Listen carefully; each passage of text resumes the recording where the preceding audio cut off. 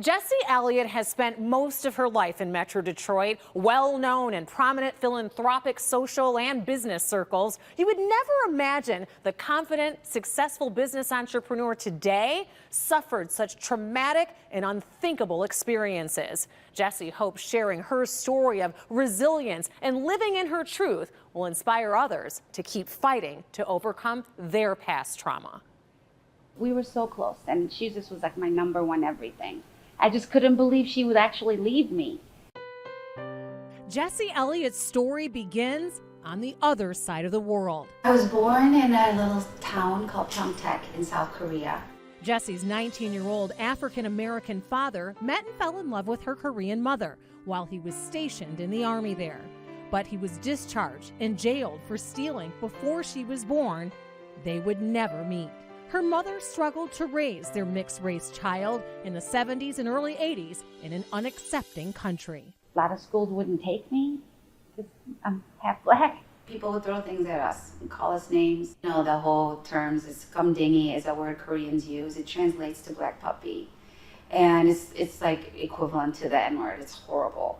All because of the color of her young skin and texture of her hair. Did you know your dad was black at that time? No. Mm-mm. I just knew she just wouldn't talk about it. She just said, "You just don't have one. But you have me."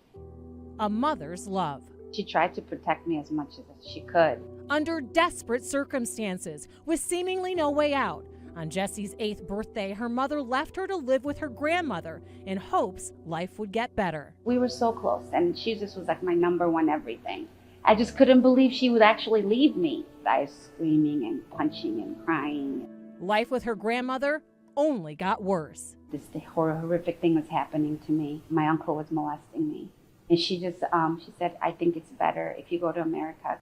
At 11, Jessie's grandmother faced the same desperate circumstances and abandoned Jessie at a Korean orphanage, banking on adoption to America for a better life of acceptance and glamour in LA or New York. Then you can be a doctor. They're going to say you're beautiful. I'm like, "I'm not beautiful, I'm ugly," because I'm told every day I'm ugly. At 12, Jessie was adopted by a Michigan family, not the Hollywood welcome she imagined. My mom is unhappy with my hair. The message already was, "You're not good enough." I just expected my American family to be just beautiful, glamorous people.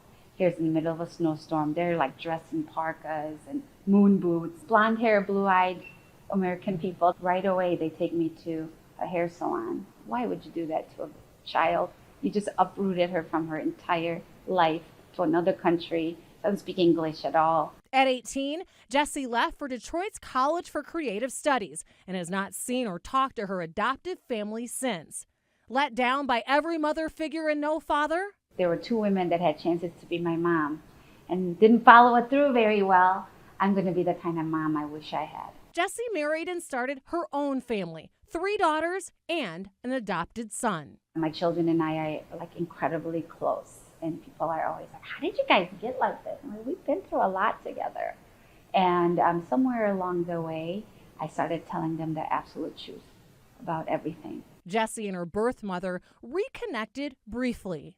I know she did it for my benefit or whatnot, but me being a mother, if you look at it differently, I wanted her to become like when my first child was born. And she just was always so reluctant. I just started to resent it. And I started to resent her. Did you then try to get answers about your dad? She told me his name, and she did say that he was black. And then, I just started like going on with life. With that empty hole in her heart, until nearly 30 years passed and a DNA match on Ancestry.com from a cousin on her father's side leads Jessie to her dad in New York on her 50th birthday. In the first 15 minutes that we talked, he said everything I ever needed to hear. Whatever hole that was left in me, he filled it. What did he say? He just said, "You sound so strong." He just was like, "You sound so strong." He said, I can't imagine what it must have been like for you, but I want you to know that I never abandoned you. He's like, "I never recovered from losing you and your mother."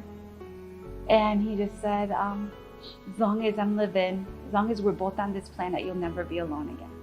Which is just, okay, just Yeah.